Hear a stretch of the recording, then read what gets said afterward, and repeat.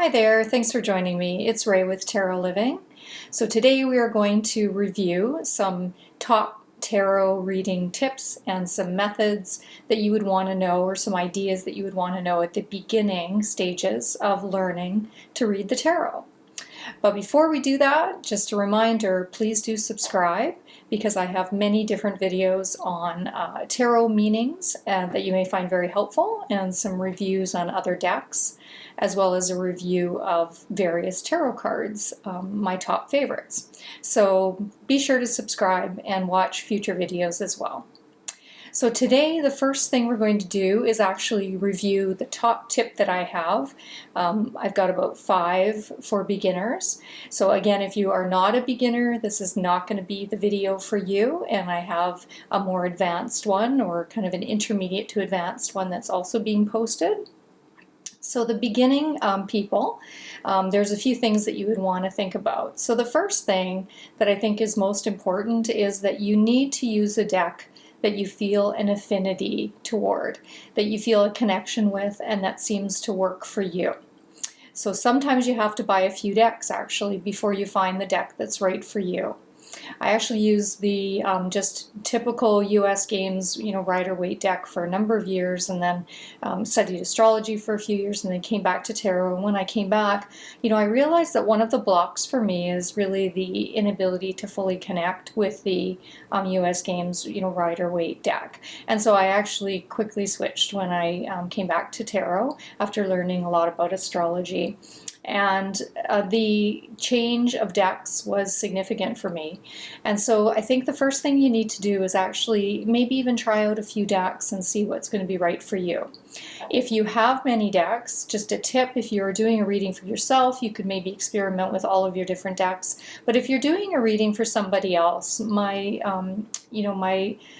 advice to you is to stick with the deck that you feel most comfortable with, that you recognize the images quickly, and that you feel an affinity toward.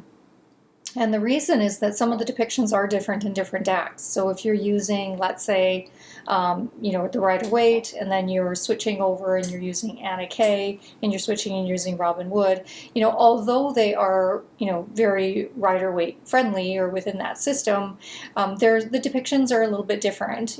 Particularly Anna Kay has a few different depictions. And when those cards come up, you may not recognize them, and it's just not necessarily going to be helpful for you at all as a beginner. So later on, when you're familiar with the meanings of the cards, different depictions are actually quite exciting and energizing, in terms of helping you understand the card better. But at the beginning, I would truly, recommend that you find a deck that really works well for you and just stick with that deck and use that deck for your readings that you're using, doing for other people. And then you can experiment when you're doing readings on your own. So that's my first tip. It seems very simple, and these are beginner tips. Okay, and my second tarot tip for beginners who are starting to read tarot would be to know or memorize 2 to 3 key words for each card at the very beginning. Now, the few things I want to say about that. First of all, 2 to 3 keywords, or 4 or 5, don't even begin to cover the complexity and the symbolism and the archetypal history and background of the meanings of each tarot card. So, however, having said that, it's not going to get you to understanding the complexities of the card. But at the very beginning, you can't handle the, memorizing or understanding or learning the complexity of each card. You're going to have to just know some of the basics of each card so that you can get going on actually reading, doing some tarot readings. So my suggestion is to get a great book, and I've got actually a suggestion for a book. I would recommend Anthony Louis' Tarot, Plain and Simple. And that particular book has everything that you need as a beginner to understand the elements in the suits, the major arcana, the minor arcana, and numbers as well. He goes through a little bit about that. So my suggestion is get a book such as that, or that one, and really take a look at some of the key words that he's got written down, and you can even augment with another book and compare and create, like I said, 2, 3, 4 keywords that you will quickly remember for each of the cards, so that if it comes up in a reading, even though you're still working on understanding the complexities of the cards, and that's going to take you a while, you at least know something about that card, and it's incredibly helpful. And in fact, I'm going to get into this more, but keywords is going to be the building block, in my opinion, to the ability to read tarot.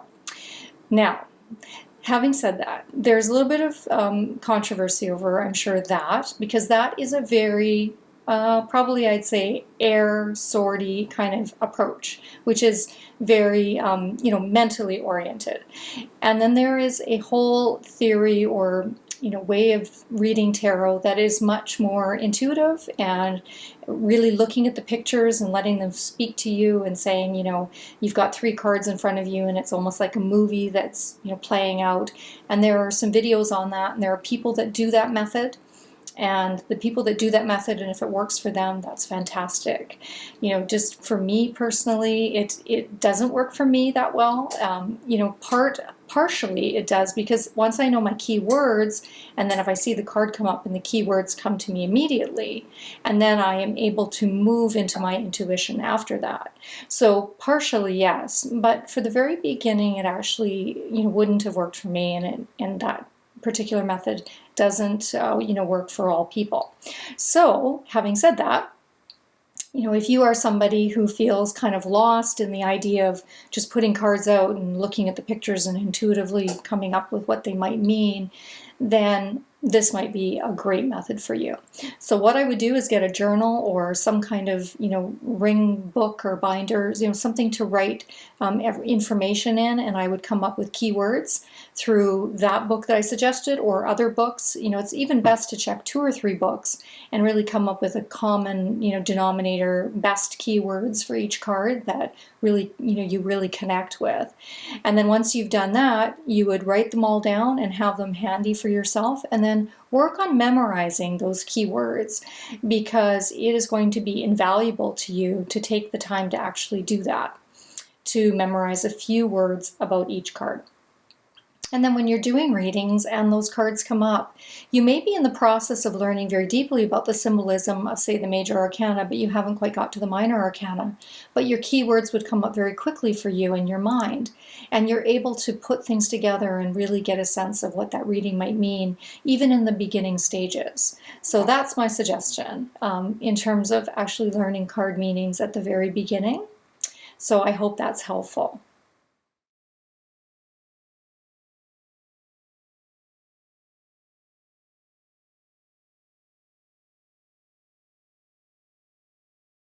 Okay, so we're going to move on to our third tarot reading tip and methods and this is for beginners. So the third tip that I have is, how do you remember the keywords? So the second tip was that you should remember 2 or 3 keywords, and I gave a suggestion of a book. And the third tip I have is, what are some of the ways that you can actually memorize those more easily? So there's a few ways that you can do it. One way that you can actually just look at the cards. So if you're looking in the book and you're checking out meanings of cards, you want to have the card in front of you as well. So here's an example. This is the 7 of Pentacles. So the 7 of Pentacles, some of the keywords for him would be working hard, pausing. This is a time for pause. Needing persistence, because you need to wait a period of time for results to come later on. It can mean that it's a time for reevaluating your project, because you're moving into another stage, or you have yet more work to be done. So those are some of the things that come to mind for me about this card. So let's look at that card. So the actual depiction on the card really speaks to the meaning of the card. So here's this fellow. He's got something that is growing. He's probably planted that, and it is growing and it is reaping some rewards, but he hasn't actually harvested or pulled it off the tree yet. So he actually doesn't have the pentacles in his hand. He's not able to go out and sell that. He's not able to make money from whatever it is that he's working on, his project, yet. He's leaning on his hoe, so he's pausing. He's clearly in work clothes, so he's working. He's working hard. He's obviously toiled, in order to create what is in front of him. And he looks somewhat a little bit forlorn. So, in the sense that, he's not excitable. So it is a period where you have to be patient and wait for results to come later. So the actual card depiction, the artistic depiction, is going to help you to remember some of those key words. So that's just one example, in terms of actual looking at the card itself. I mean, here's another example. We can use this one. This is the Five of Cups. So it typically means that, someone has lost something. There's some kind of loss or grief or sadness. And so we can look at that, and the individual has 3 cups that have spilled over. And so we often say, it's spilt milk, but there's 2 cups still remaining. So there is some hope of what still remains, and that we have to remember to focus on that which is still available, and not sort of cry over spilled milk, and let things go and recognize what we do have available to us. So, the grief and the loss, we can see that he's got loss. He's in black, first of all, which can mean mourning. So that would be a clue. He's got his head tipped down, so that is usually some type of grief or sadness, that particular stance. And the cups are certainly spilled over, so there's something that's been lost. Again, the 2 cups remaining tell us that there's still something remaining that we can be hopeful and take a look at, and really grab onto to remember that there's something there for us still. So there's another example of where the artistic depiction will help us to remember some of those key words of that particular card. So that's one way of doing it, is to actually look at the card depiction itself, and it'll trigger our memory. So while you're writing down your key words, be sure to have the card available to you so that you can actually take a look at it. The second thing you can do is actually, this is a more kind of intuitive one or creative one. So you can take a look at a card. For example, let's just take a look at the Four of Cups. So the Four of Cups is, and I'll bring that back in a second. So let's say, for example, we don't want to just look at the actual depiction, because in this card, the depiction doesn't really tell us all that's going on, and it's harder to get a full handle on what the meaning of the Four of Cups might be. So for that particular card, in that scenario, an example would be that you would maybe draw upon your own personal experiences. So instead of looking at just the depiction, why don't you take a look at that card and recognize, what the card has meaning, what the meanings are, which can be kind of dissatisfaction, discontentment, feeling that things are kind of at a stale sort of point, and that you haven't yet moved into something new, or you don't recognize what is new and opportunity or something optimistic that's new, that you're kind of stuck in the almost a mode where you're feeling a little bit down and not feeling very happy about whatever the current situation is that you're in. So that card, for me, it doesn't really say it all. It says a little bit. A cup is being offered, and so that part. But I think for me, it doesn't really say everything about that card. So a suggestion would be to actually take a look at the card, and while you're looking at the card, create in your mind a scenario that you've been in where, let's say it's a relationship, and you're in a relationship and you haven't moved from it. You're still, sitting, and your back is against the tree, and you still haven't moved. There's nothing that's moved. You haven't made a change, but you're not very happy, and you're feeling some discontentment. So maybe draw upon a personal experience, and that's another way to remember the cards. And when you draw upon that experience, associate it with the actual depiction in the card. So remember that the person is under the tree, and that he's staying put in his situation, and he hasn't moved out of it yet. And he's not extraordinarily happy in that situation. So he hasn't grabbed onto the cup that's there. So you can just think about your own personal circumstances, your own personal background situations, and make an association with that scenario with the card itself. So that's also another way of remembering some of the cards.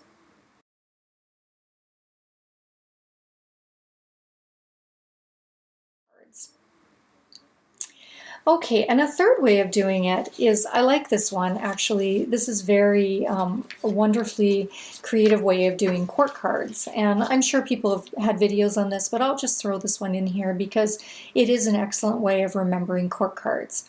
So for me, I would remember a character or a person that I know. So for each card, you would want to, again, write down all of the keywords that would be associated with that court card.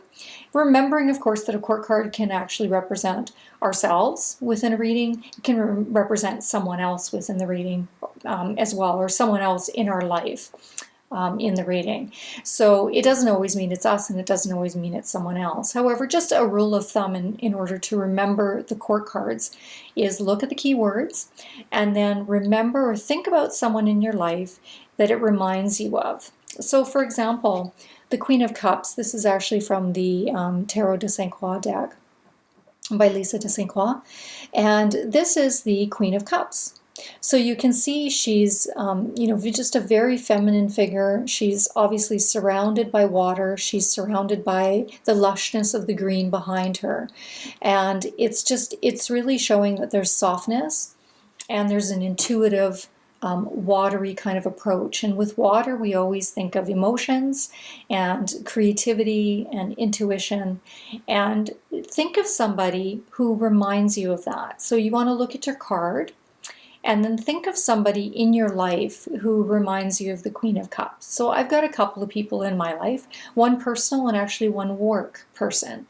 And so I always think of those people kind of embodying those characteristics. And so when I think of a Queen of Cups, if I can't quite, get a handle on something, I will recall back and actually think of that person. And it's wonderful. It's a great way of actually remembering some of the characteristics or getting an essence of what that might mean in the reading. So that's just another idea. Again, here's another example. This is again from the same deck. This is the King of Wands. So you can see very passionate, very fiery, very assertive, someone who would be and they often represent someone who is an entrepreneurial kind of person, a business person, someone who's really going to drive forward and move ahead. So very assertive and also very dynamic and quite outgoing. So all that fiery energy tells us something, and the fire depiction tells us something about the energy. And then think of someone in your life who is like a king of wands in that particular case. So that's another suggestion for you in terms of remembering the cards. So we've kind of reviewed 3 different ways of remembering the cards. So just simply association with the actual picture on the card itself, associating it with an experience that you've had, and then the court cards associating it with an actual person. So those are some ideas. I hope that's helpful.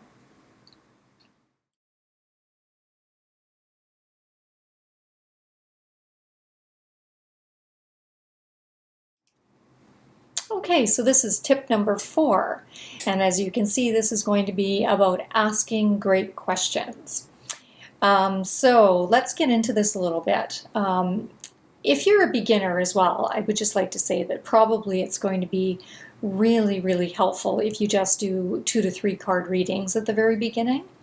If you do, say, a 10-card reading, sometimes it can get just a little bit too confusing in terms of keeping all of the, what that position of that card means, and then what the card meaning is, etc., etc. So sometimes it's just, a lot easier to use a 2 to 3 card spread.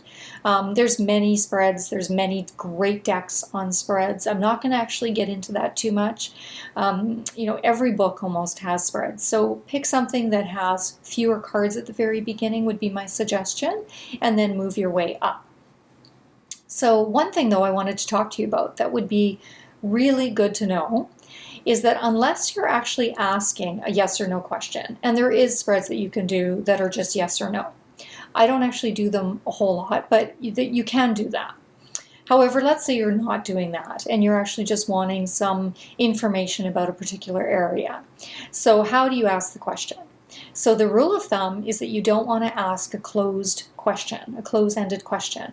So don't ask a question that will be yes or no. Obviously, if you're not wanting to do a yes or no reading, because then you don't even realize that's what you're asking, and then you do the reading and you realize, oh, it was kind of just a yes or no. So think about it before you're actually asking the question. So one idea, this is just my way that I actually word it. You can, read up on, the questions that are open-ended and come up with all different, types of questions. But one of the ways that I do it is, what information do I need to know about? Or what further illumination should I be aware of about X? Biddy Tarot is actually reading, she's got a great website, and she's actually got one area, if you just even Google in Biddy Tarot and how to ask questions, she's got a great little article on that. And she has actually suggested, or made a suggestion, which was a great one. This is just a great example. So instead of saying, will I be in a relationship, or why am I not in a relationship, or something like that, you can ask the question, what is blocking me from being in a relationship?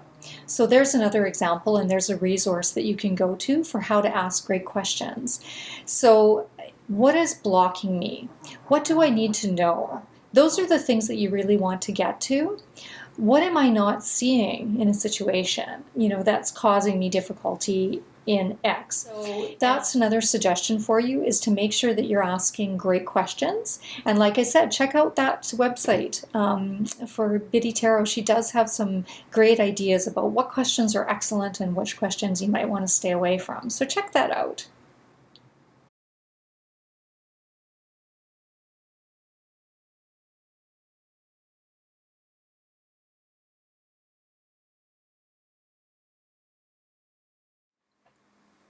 Okay, so the last tarot tip that I have for you is keywords for your suits and elements. And the reason that this is so incredibly important is that obviously the deck, is split into the 4 suits, which relate directly to the 4 elements: fire, water, air, and earth. And so one of the most important things you can do is actually learn your elements. So my last tip really has to do with that, and then I'm going to give you one bonus tip at the end. So the thing that you need to do is actually take a look at some books. And again, this particular book actually does have a section on the elements and the suits. So he's got about a page and a half on each, and he's got many keywords in there, so you can actually use that book as well for this. And so you would want to come up with at least 2 to 3 keywords that you know about that suit, which is relating to an element. So for example, if you're looking at, let's just say, the suit of Pentacles. Now the suit of Pentacles relates to the element of earth. So some of the words that you can associate with the element of earth or the suit of Pentacles is practicality, groundedness, interested in security, driving towards security, anything in the material world. So it can involve your health, work, finances, that kind of thing. So there's an example, and those are the words that those types of words is what you should know about each of the suits and elements. And the reason is that it is not only just the meaning of the card, but it actually becomes what suit has shown up in the reading, and I'm going to talk about that in a minute. And also, how do those suits or elements relate to each other, which you're going to learn later on in my next video. So the thing that I would do is, along with the keywords for the cards, you need to learn keywords for your suits and your elements, and you need to know them well. And so when you are doing a reading, you can immediately see, if you're not even quite sure of the card, you can immediately see that it's, say, Pentacles or whatever it is, and maybe there's 2 of them there, and you would know then automatically that that is important in that particular reading.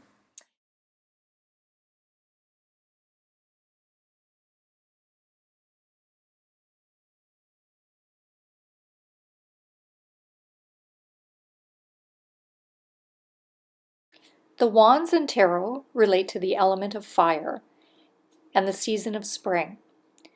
The following words represent wands: energetic, enthusiastic, passionate, desire and drive, creativity, vitality, intuition, ambition, travel, entrepreneurial, and they can be impulsive, impetuous, or restless. Pentacles relate to the element of earth and the season of winter. Some words that describe pentacles and the earth are practical, grounded, dependable, realistic, and reliable. Anything involving the material world, such as work, career, money, health, the physical body, financial security, sensual pleasures, nature, and they tend to be security-oriented. They can be overly materialistic or unimaginative. Swords represent the element of air and the season of autumn.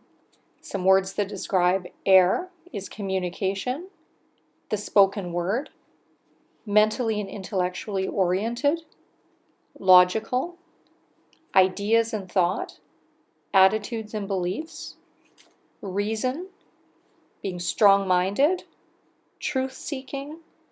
They like justice, and it can involve, swords can involve disagreements, worries, troubles, conflicts, and they can be detached, and swords can represent strife. The cups in tarot represent the element of water and the season of summer.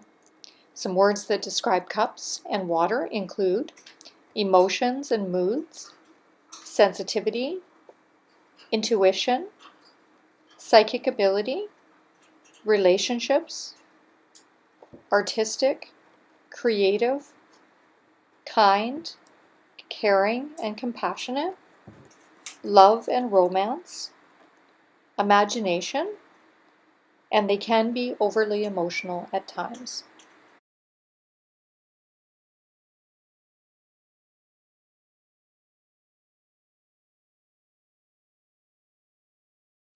And the bonus tip is that you would most definitely want to read by making sure that you're looking at what the similarities are in your reading. So if you're doing a reading of the 3 cards, as I suggested, and you've pulled 2 of those cards that are pentacles or 2 that are cups, you would automatically know that the key words for your element in your suit are going to be important in that reading. So they can be incorporated in some way in that reading. So you would most definitely want to check for similarities within your reading. And so that can be similarities within the suits. It can be similarities and patterns for many different things, which I'm going to go through in my next video. So please move to that video next if you're interested in what I call patterning.